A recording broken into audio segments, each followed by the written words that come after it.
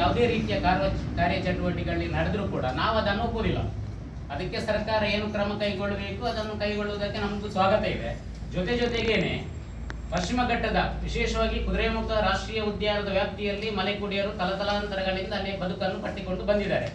ಅದಕ್ಕೆ ಸರ್ಕಾರ ಪರ್ಯಾಯ ವ್ಯವಸ್ಥೆ ಅಂದ್ರೆ ಅವರಿಗೆ ಮೂಲಭೂತ ಸೌಕರ್ಯಗಳಾದಂತಹ ವಿದ್ಯುತ್ ಇರಬಹುದು, ರಸ್ತೆ ಇರಬಹುದು, ಮನೆ ಇರಬಹುದು, ಇದಕ್ಕೆ ಸರ್ಕಾರ ವ್ಯವಸ್ಥಿತವಾಗಿ ಯಾವುದನ್ನು ಇಷ್ಟ ತನಕ ನಮ್ಮ ಎಷ್ಟು ಸಲ ನಾವು ಹೋರಾಟ, ಬೇಡಿಕೆ, ಹಕ್ಕೊತ್ತಾಯ, ಧರಣಿ, ಸತ್ಯಾಗ್ರಹ ಮಾಡಿದ್ರು ನಾವು ನಿರೀಕ್ಷೆ ಮಾಡಿದಷ್ಟು ಮಟ್ಟಕ್ಕೆ ಸರ್ಕಾರದ ಕಡೆಯಿಂದ ಕೆಲಸ ಆಗಲಿಲ್ಲ. ಇದು ಬೇಜಾರಿದೆ.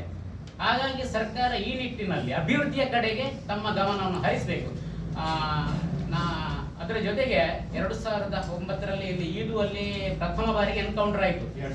2003ರಲ್ಲಿ ಸಾರಿ, ಅಲ್ಲಿ ಎನ್ಕೌಂಟರ್ ಆದಾಗ ಪ್ರಶಾಂತ್ ಬೊಲ್ಲೊಟ್ಟು, ರಾಮಪ್ಪ ಪೂಜಾರಿ ಅವರ ಮನೆಯಲ್ಲಿ ಎನ್ಕೌಂಟರ್ ಆಯಿತು.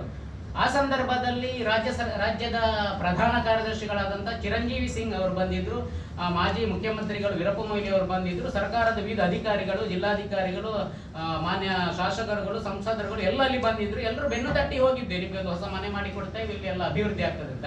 ಇಷ್ಟರ ತನಕ ಆ ಕನಸು ನನಸಾಗಿ ಉಳಿದಿದೆ. ಆ ಪ್ರಶಾಂತ್ ಅನ್ನುವ ಹುಡುಗ ಈಗ ಕೂಡ ಬೇರೆ ಒಂದು ಮನೆ ಕಟ್ಟಿ ಆ ಸಾಲದಲ್ಲಿ ಬಡ್ಡಿಯನ್ನು ಕಟ್ತಾ ಇದ್ದಾರೆ. ಇದು ನಾನು ಕಂಡುಕೊಂಡ ಸತ್ಯ ವಿಷಯ. ಅದೇ ರೀತಿ ಮತ್ತಾವಲ್ಲಿ ಸೇತುವೆ, ಕುಂದೇಶ್ವರಿಗೆಲ್ಲ ಗೊತ್ತಿದೆ. ನಾವು ಎಷ್ಟು ಸಲ ಪೇಪರ್ ಅಲ್ಲಿ, ಟಿವಿಯಲ್ಲಿ ಅದನ್ನು ಹೇಳ್ತಾ ಇದ್ದೇವೆ. ಬೆಂಗಳೂರಿಗೆ ತುಂಬಾ ಸಲ ಹೋಗಿದ್ದೇವೆ, ಪ್ರಿನ್ಸಿಪಲ್ ಸೆಕ್ರೆಟರಿಗೆ ಮನವಿ ಮಾಡಿದೆ. ಅಲ್ಲಿ ಒಂದು 13 ಕುಟುಂಬ ಇದೆ, 100ರಷ್ಟು ಜನಸಂಖ್ಯೆ ಇದೆ. ಮಕ್ಕಳು ಪಾಪ ಈ ಶಾಲೆಗೆ ಹೋಗ್ಬೇಕಂದ್ರೆ ಜೋರು ಮಳೆ ಬಂದ್ರೆ ರಜೆ ಮಾಡುದು, ಹುಷಾರಿಲ್ಲದಿದ್ರೆ ಆ ಸೇತುವೆ ದಾಟಿ ಅಸೌಖ್ಯದವರನ್ನು ಕರ್ಕೊಂಡು ಹೋಗ್ಲಿಕ್ಕೆ ಪರಿಸ್ಥಿತಿ ಅಷ್ಟು ಹಾಳಿದೆ. ಸೇತುವೆ ಮಾಡಲಿಲ್ಲ.